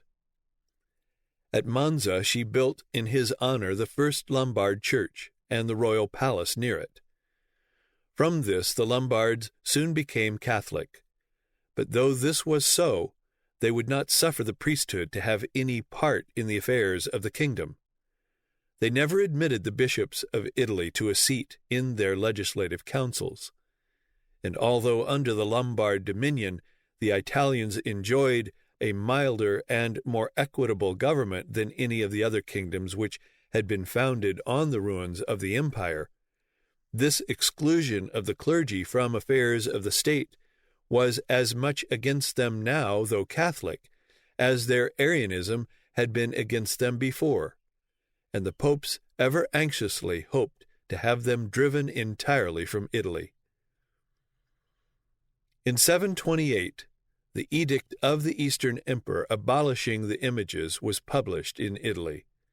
The Pope defended the images, of course, and the Italians swore to live and die in defense of the Pope and the holy images. An alliance was formed between the Lombards and the Papacy for the defense of the images. The alliance, however, did not last long. Both powers being determined to possess as much of Italy as possible, there was constant irritation, which finally culminated in open hostilities, and the Lombards invaded the papal territory in A.D. 739. Charles Martel, the mayor of the palace of the Frankish kingdom, had gained a worldwide glory by his late victory over the Mohammedans at Tours. Of all the barbarians, the Franks were the first who had become Catholic, and ever since they had been dutiful sons of the Church. The Pope, Gregory III, now determined to appeal to Charles for help against this assertion of Lombard dominion. He sent to Charles the keys of the sepulchre of St. Peter, some filings from the chains with which Peter had been bound, and more important than all, as the legitimate inheritor of the authority of the ancient Roman Republic, he presumed to bestow upon Charles Martel the title of Roman consul. Throughout these transactions, the Pope appears actually, if not openly, an independent power, leaguing with the allies or the enemies of the empire as might suit the exigencies of the time. And now the Pope, as an independent potentate, is forming an alliance with a transalpine sovereign for the liberation of Italy. The Lombards, too, sent to Charles with counter-negotiations. This the Pope knew, and wrote to Charles that in Italy the Lombards were treating him with contempt, and were saying, "Let him come, this Charles, with his army of Franks. If he can, let him rescue you out of our hands." And then Gregory laments and pleads with Charles thus: "O unspeakable grief, that such sons so insulted should make no effort to defend their holy mother, the Church. Not that St. Peter is unable to protect his successors, and to exact vengeance upon their oppressors, but the apostle is putting the faith of his followers to trial. Believe not the Lombard kings, that their only object is to punish their refractory subjects, the Dukes of Spoleto and Benevento, whose only crime is that they will not join in the invasion and plunder of the Roman See. Send, O my Christian son, some faithful officer, who may report to you truly the condition of affairs here, who may behold with his own eyes the persecutions we are enduring, the humiliation of the Church, the desolation of our property, the sorrow of the pilgrims who frequent our shrine. Close not your ears against our supplication, lest St. Peter close against you the gates of heaven. I conjure you by the living and the true God, and by the keys of St. Peter, not to prefer the alliance of the Lombards to the love of the great apostle, but hasten to our succor, that we may say with the prophet, 'The Lord has heard us in the day of tribulation. The God of Jacob has protected us.'" The ambassadors and the letters of the Pope were received by Charles with decent reverence, but the greatness of his occupations and the shortness of his life prevented his interference in the affairs of Italy, except by friendly and ineffectual mediation. But affairs soon took such a turn in France that the long-cherished desire of the papacy was rewarded with abundant fruition. Charles Martel was simply duke or mayor of the palace under the sluggard kings of France. He died October 21, 741. Gregory III died November 27 of the same year and was succeeded by Zacharias. No immediate help coming for France, Zacharias made overtures to the Lombards, and a treaty of peace for 20 years was concluded between the Kingdom of Lombardy and the Dukedom of Rome. Charles Martel left 2 sons, Carloman and Pepin. But Carloman, being the elder, was his successor in office. He had been in place but a little while before he resigned it to his brother and became a monk, A.D. 747. The events in Italy, and the prestige which the Pope had gained by them, exerted a powerful influence in France. And as the Pope had already desired a league with Charles Martel, who, although not possessing the title, held all the authority of a king, Pepin, his successor, conceived the idea that perhaps he could secure the papal sanction to his assuming the title of king with the authority which he already possessed. Pepin therefore sent 2 ecclesiastics to consult the Pope as to whether he might not be king of France, and Zacharias returned answer that the nation might lawfully unite in the same person the title and authority of king, and that the unfortunate Childeric, a victim of the public safety, should be degraded, shaved, and confined in a monastery for the remainder of his days. An answer so agreeable to their wishes was accepted by the Franks as the opinion of a casuist, the sentence of a judge, or the oracle of a prophet. And Pepin was exalted on a buckler by the suffrage of a free people, accustomed to obey his laws and to march under his standard, and March 7, 752, was proclaimed King of the Franks. Zacharias died March 14 the same year, and was succeeded by Stephen II, who died the 4th day afterward, and before his consecration, and Stephen III became Pope March 26. Astolph was now king of the Lombards. He had openly declared himself the enemy of the Pope, and was determined to make not only the territories of the Exarchate, but those of the Pope his own. In terms of contumely and menace, he demanded the instant submission of Rome and the payment of a heavy personal tribute, a poll tax on each citizen. The Pope sent ambassadors, but they were treated with contempt, and Astolph approached Rome to enforce his demand. The Pope appealed to heaven by tying a copy of the treaty violated by Astolph to the Holy Cross. He wrote to Pepin, but got no answer. In his distress he wrote even to Constantinople, but much less from there was there any answer. Then he determined to go personally to Pepin and ask his help. There was present at the court of the Pope an ambassador from the court of France, under whose protection Stephen placed himself, and traveled openly through the dominions of Astolph. November 15, 752, he entered the French dominions. He was met on the frontier by one of the clergy and a nobleman, with orders to conduct him to the court of the king. 100 miles from the palace, he was met by Prince Charles, afterward the mighty Charlemagne, with other nobles who escorted him on his way. 3 miles from the palace, the king himself, with his wife and family, and an array of nobles, met Stephen. As the Pope approached, the king dismounted from his horse and prostrated himself on the ground before him. He then walked by the side of the Pope's palfrey. The Pope and the ecclesiastics broke out at once into hymns of thanksgiving, and so chanting as they went, reached the royal residence. Stephen lost no time in adverting to the object of his visit. He implored the immediate interposition of Pepin to enforce the restoration of St. Peter. Pepin swore at once to fulfill all the requests of the Pope, but, as the winter rendered all military operations impracticable, invited him to Paris, where he took up residence in the Abbey of St. Denis. Pepin had already been anointed by a bishop in France, but this was not enough.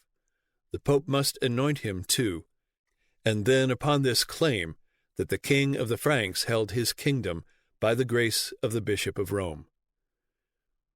In the monastery of St. Denis, Stephen III placed the diadem on the head of Pepin, anointed him with the holy oil, confirmed the sovereignty in his house forever, and pronounced an eternal curse upon all who should attempt to name a king of France from any other than the race of Pepin. The Pope was attacked with a dangerous sickness which kept him at the capital of France until the middle of 753. At some point in this series of transactions, we know not exactly where, the Pope, as the head of the restored Republic of Rome, renewed to Pepin the Roman title and dignity of patrician, which, as well as that of consul, had been conferred upon Charles Martel. The insignia of this new office were the keys of the shrine of St. Peter, as a pledge and symbol of sovereignty, and a holy banner which it was their right and duty to unfurl in the defense of the Church and city of Rome. Meantime, Astolph had persuaded Carloman to leave his monastery and go to the court of Pepin to counteract the influence of the Pope, and if possible to win Pepin to the cause of the Lombards. But the unfortunate Carloman was at once imprisoned for life, and his life was ended in a few days. In September and October 753, Pepin and the Pope marched to Italy against Astolph, who took refuge in Pavia. They advanced to the walls of that city, and Astolph was glad to purchase an ignominious peace by pledging himself on oath to restore the territory of Rome. Pepin returned to his capital, and Stephen retired to Rome. But Pepin was no sooner well out of reach than Astolph was under arms again and on his way to Rome. He marched to the very gates of the city and demanded the surrender of the Pope. He demanded that the Romans should give up the Pope into his hands, and on these terms only would he spare the city. Astolph declared he would not leave the Pope a foot of land. Stephen hurried away messengers with a letter to Pepin, in which the Pope reminded him that St. Peter had promised him eternal life in return for a vow which he had made to make a donation to St. Peter.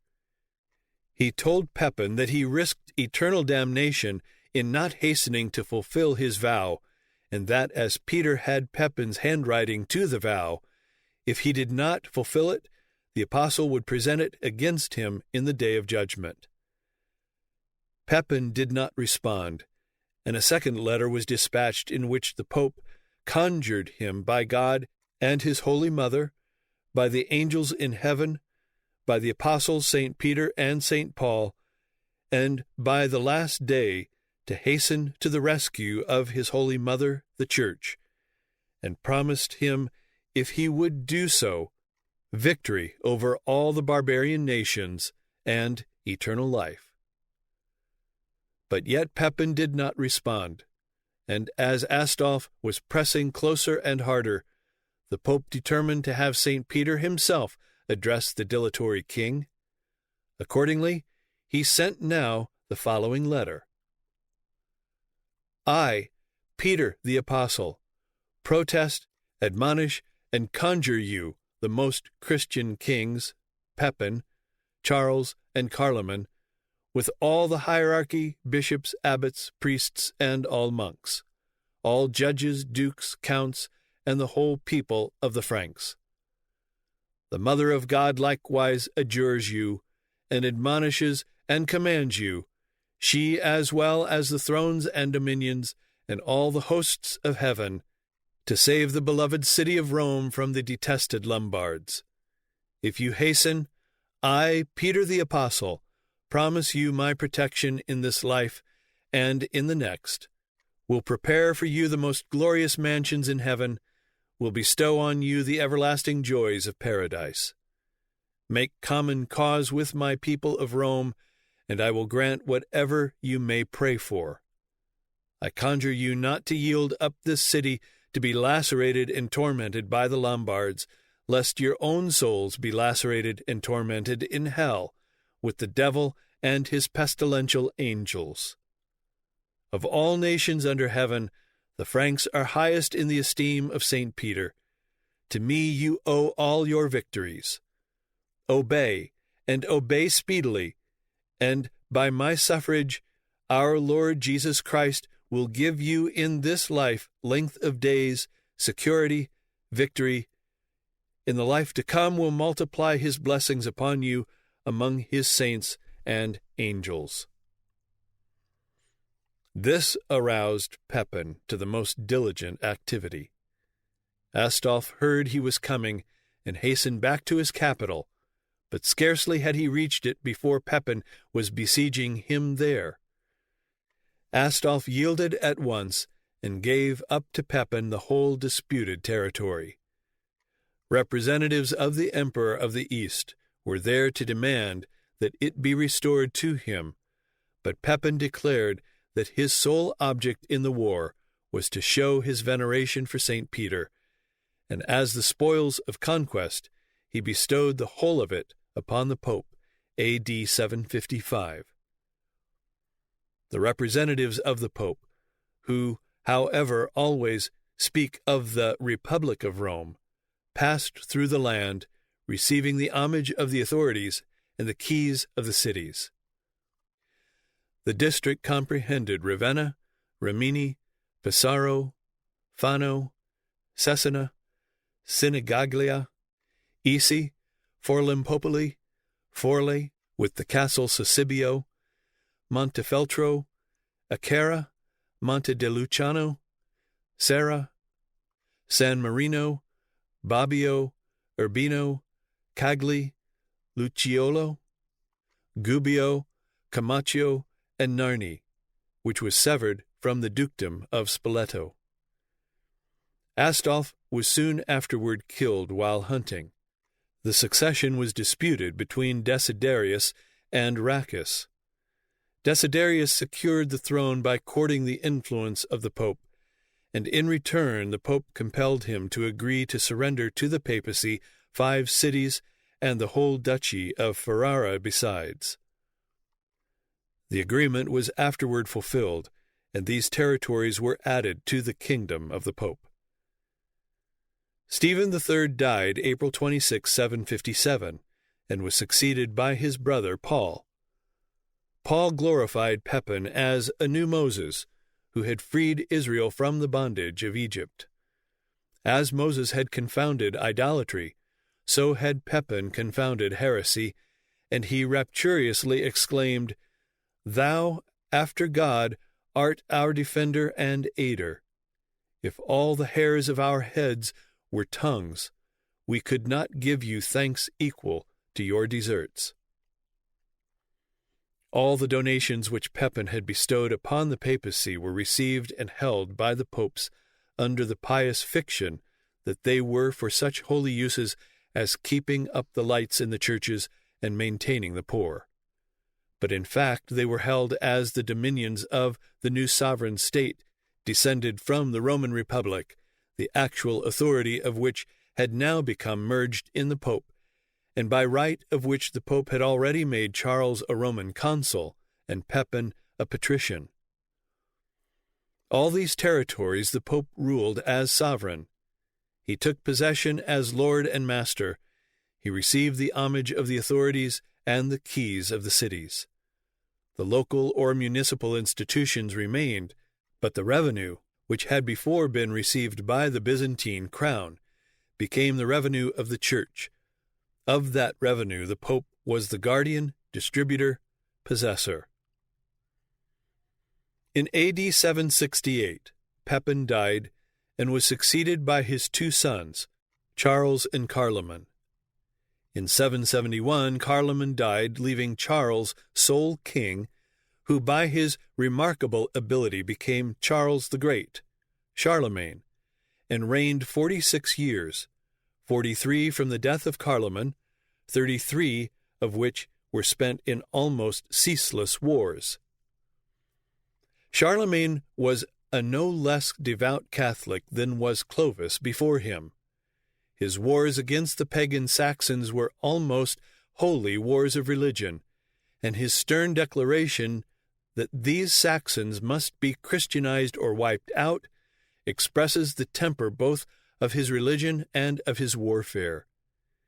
He completed the conquest of Lombardy and placed upon his own head the iron crown of the kingdom, and confirmed to the papacy the donation of territory which Pepin had made.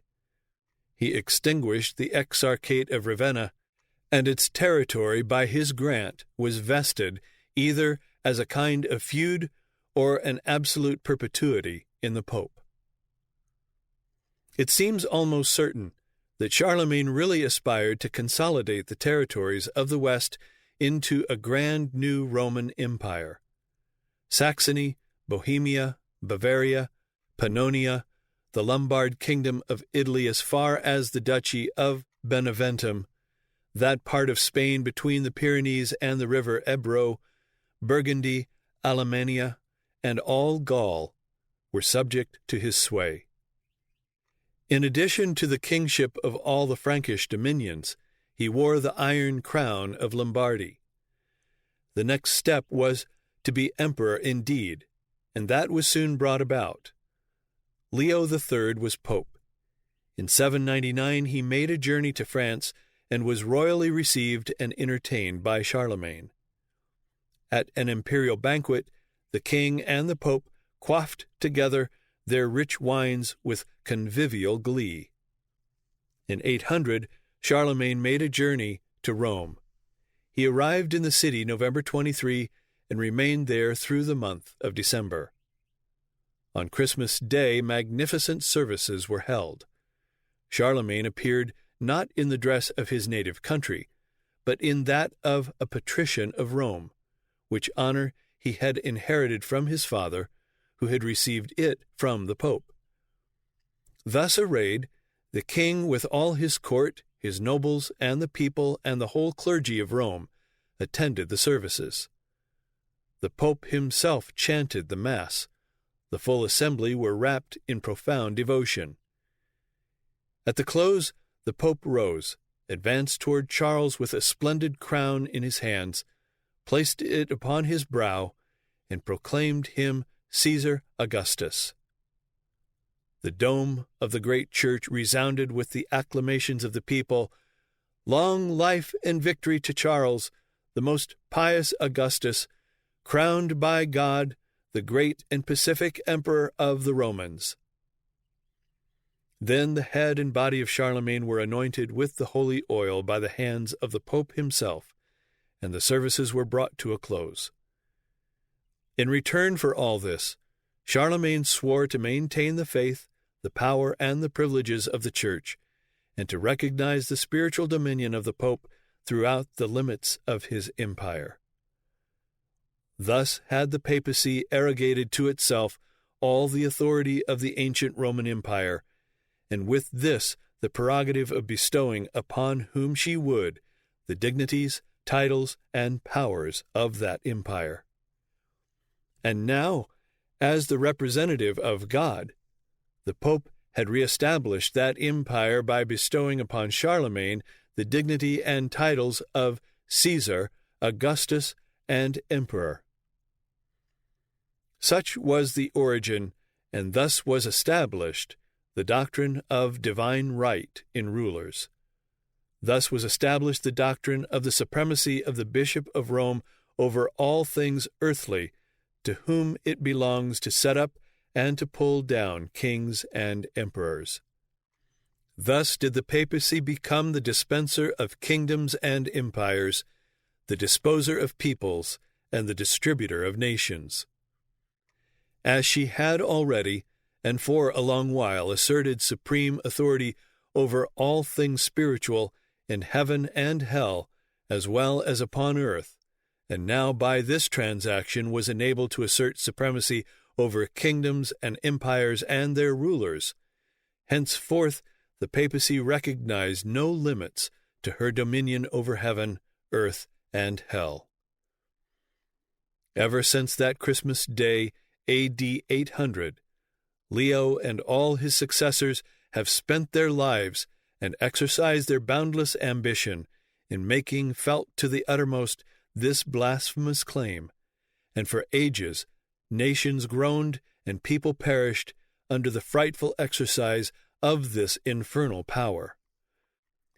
Under it, the famous and the infamous Hildebrand punished Henry IV, Emperor of Germany, in the no less famous and infamous transaction of Canossa. Under it, through the gift of the Pope to Henry II of England, Ireland is oppressed today, equally as the servitor of England and the slave of the Pope. By it, Urban and his successors unto Innocent III, like terrible Musin, called millions from Europe to dreadful slaughter in the Crusades, and through it, by the instrumentality of the Holy Inquisition, Innocent III and his successors unto Gregory XVI poured out their demoniacal wrath upon the innocent Albigenses, the devoted Waldenses, and the millions of other Christians who by sword, by captivity, by dungeon, by rack, by torture, and by flame, yielded their lives rather than submit to this horrible despotism over the bodies and souls, the actions and the thoughts of men, choosing rather to die the free men of Christ than to live the slaves of that filthy strumpet who has deluged Europe and Asia with blood, and whom the holy seer of Patmos saw drunken with the blood of the saints and the blood of the martyrs of Jesus. And even the Inquisition, in its practical workings, is but the logic of the theocratical theory upon which the papacy is founded. God is the moral governor. His government is moral only, whose code is the moral law. His government and his law have to do with the thoughts, the intents, and the secrets of men's hearts. This must be ever the government of God, and nothing short of it can be the government of God. The papacy then being the head of what pretends to be a government of God, and ruling there in the place of God, her government must rule in the realm of morals, and must take cognizance of the counsels of the heart. But being composed of men, how can she discover what are the thoughts of men's hearts, whether they be good or evil, that she may pronounce judgment upon them? By long and careful experiment, and by intense ingenuity, means were discovered by which the most secret thoughts of men's hearts might be wrung from them, and that was by the confessional first, and especially for those who submit to her authority, and by the thumbscrew, the rack, and her other horrible tortures second, and for those who would not submit, in one word, it was by the Inquisition that it was accomplished. There remained but one thing more to make the enormity complete, and that was not only to sanction, but to deify the whole deceitful, licentious, and bloody record with the assertion of infallibility. As all the world knows, this too has been done. And even this is but the logic of the theocratical theory upon which the foundation of the papacy was laid in the days of Constantine. For the papacy being professedly the government of God, he who sits at the head of it sits there as the representative of God. He represents the divine authority, and when he speaks or acts officially, his speech or act is that of God. But to make a man thus the representative of God is only to clothe human passions with divine power and authority. And being human, he is bound always to act unlike God. And being clothed with irresponsible power, he will often act like the devil.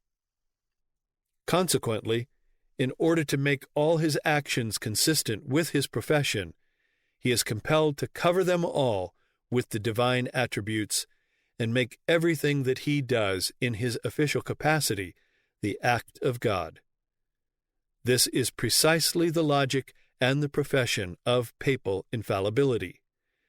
It is not claimed that all the Pope speaks is infallible. It is only what he speaks officially, what he speaks ex cathedra, that is, from the throne. The decree of infallibility is as follows. We teach and define that it is a dogma divinely revealed, that the Roman Pontiff, when he speaks ex cathedra, that is, when in discharge of the office of pastor and doctor of all Christians, by virtue of his supreme apostolic authority, he defines a doctrine regarding faith or morals to be held by the universal Church, by the divine assistance promised to him in Blessed Peter, is possessed of that infallibility with which the divine Redeemer willed that his Church should be endowed for defining doctrines regarding faith or morals, and that therefore such definitions of the Roman Pontiff are irreformable of themselves, and not from the consent of the Church. But if anyone, which may God avert, presume to contradict this our definition, let him be anathema. Given at Rome in public session, solemnly held in the Vatican Basilica in the year of our Lord 1870, on the 18th day of July, in the 25th year of our pontificate. Under this theory, he sits upon that throne as the head of the government of God, and he sits there as God indeed. For the same Pope that published this dogma of infallibility published a book of his speeches, in the preface to which, in the official and approved edition, he is declared to be the living Christ, the voice of God. He is nature that protests. He is God that condemns. Thus, in the Papacy, there is fulfilled to the letter, in completest meaning, the prophecy, 2 Thessalonians 2, verses 1 through 9, of the falling away and the revealing of that man of sin, the son of perdition, who opposeth and exalteth himself above all that is called God, or that is worshipped, so that he, as God, sitteth in the temple of God, showing himself that he is God. Therefore, sitting in the place of God, ruling from that place as God, that which he speaks from the throne is the word of God and must be infallible. This is the inevitable logic of the false theocratical theory, and if it be denied that the theory is false, there is logically no escape from accepting the whole papal system. Thus, so certainly and so infallibly is it true that the false and grossly conceived view of the Old Testament theocracy contains within it the germ of the entire papacy.